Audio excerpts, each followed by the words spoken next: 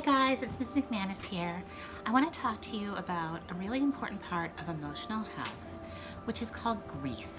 A lot of us are feeling some grief about the way the school year had to end because of the pandemic this year. So first of all, what is grief? Grief is a particular special kind of sadness. It's a kind of sadness for when we're missing someone or something important. It's a really strong feeling, it lasts a really long time, and it can be really hard. So there's all sorts of reasons why you might feel a really strong sadness called grief.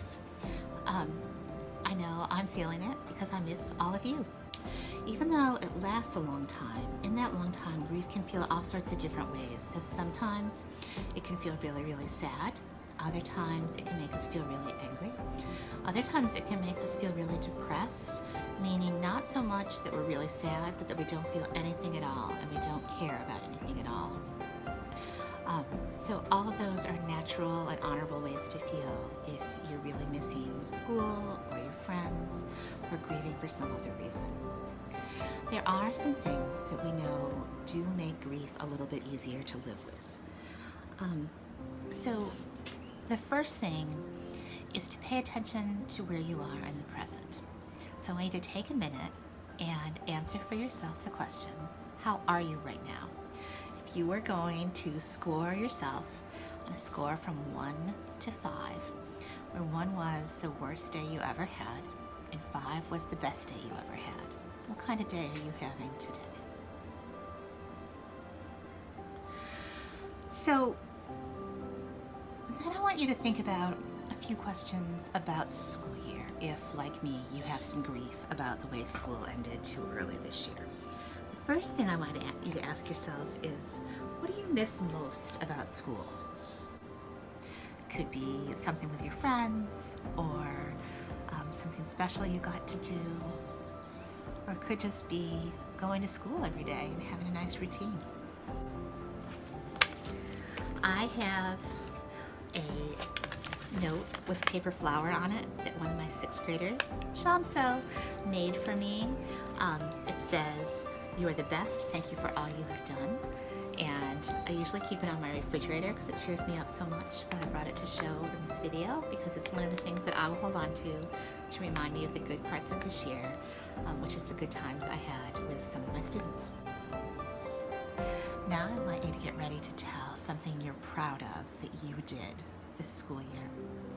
Could be you raised your grades, or helped a friend, or built a relationship with someone that was new. All right, last question. If you could do or say one thing to your class, or your teacher, or your friends at school right now, what would you say to them?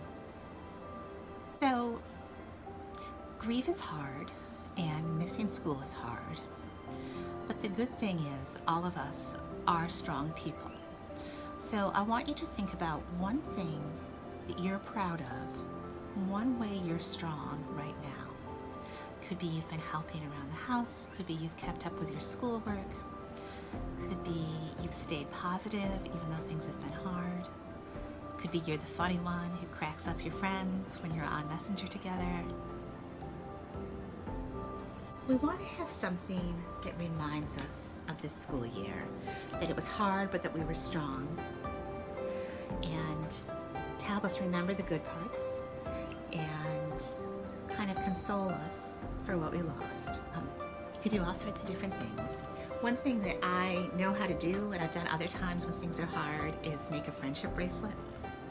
So let me tell you how I was thinking about that. So I taught 8 classes this year.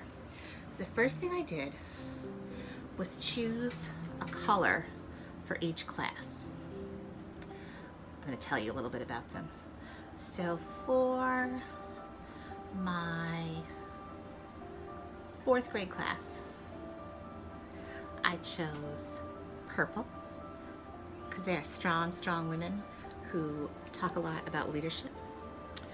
For my 5th grade class, I chose bright red because that is the hardest class to ignore, There's the most people in it who always have something to say. So I picked a color for every class. Then I started making a friendship bracelet, braiding those colors together. I'm not going to teach you how to make a friendship bracelet because there are better tutorials on YouTube. If you want to know how to make a friendship bracelet, go to YouTube, it will be better. But my plan is to make this into a whole bracelet, and then I'll have something that I can wear sometimes to remind me about the girls that I miss so much. Here's how it came out. You can see I've got colors to remind me of each of my classes and something I can hold on to look back on this year. You want to make something that's a little bit less tricky and time intensive. One idea might be one of the peace cranes we made a couple of years ago. Even easier than that would be to make another set of handprint dove wings like we made at the start of this year, and maybe write some things on the wings that are happy memories from this year or just the year 2020 to kind of remember. And you can also make a dove head to go with them and hang it up like a small version of the peace doves we have at school. Or you could just hold on to the two of them and maybe we can put them all together when we're together again in the fall.